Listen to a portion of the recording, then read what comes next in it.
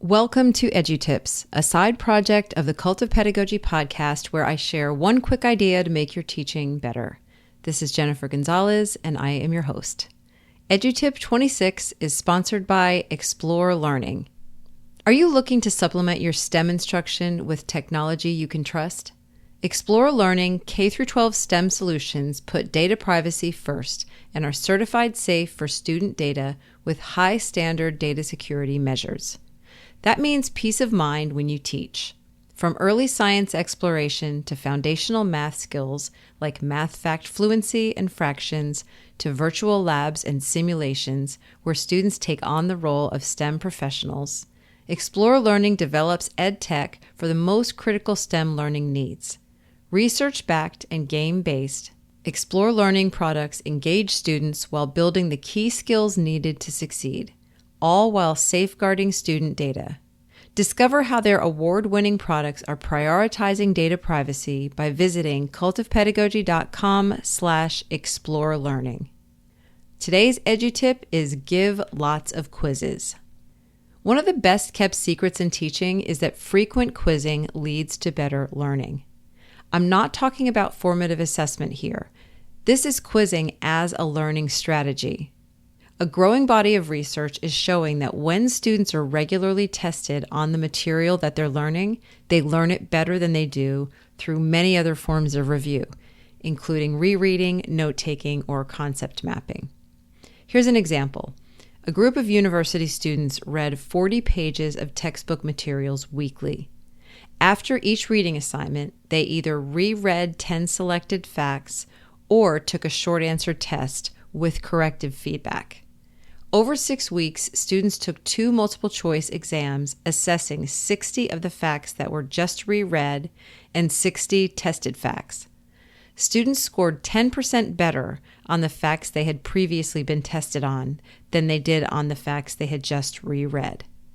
There are loads of other studies like this one, where 2 groups consume the same material and one group is given regular quizzes on the material while the other group does nothing or applies some other review strategy.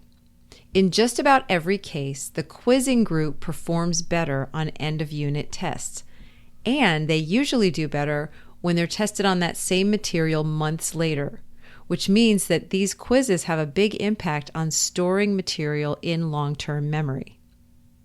Even when researchers looked more closely at different conditions like content areas, testing formats, timing, and so on, they didn't find a significant difference. Nearly any kind of regular testing showed some benefits. And by the way, in the written version of this EduTip, I'm going to give you links to 2 comprehensive reviews of recent research on this topic. Why do quizzes work so well to boost learning?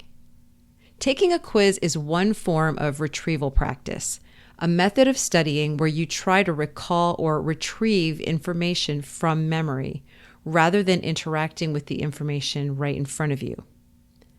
The effort it takes to try to remember a fact actually helps your brain form a stronger connection to that fact, even if you get the answer wrong.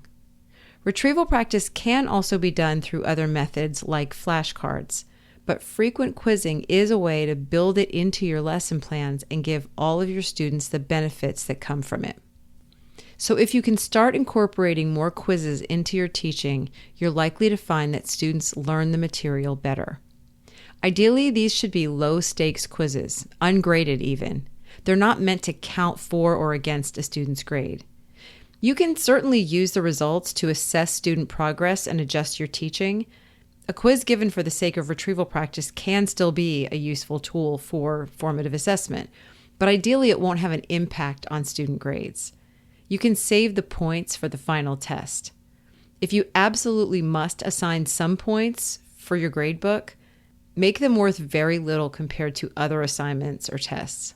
Remember, this is a learning strategy, not a way of rewarding or penalizing students for learning the material.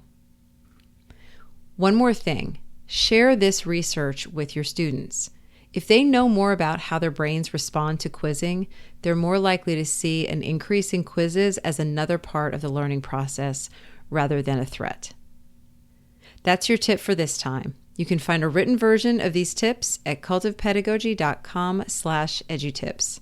Now go forth, make thoughtful choices, and teach.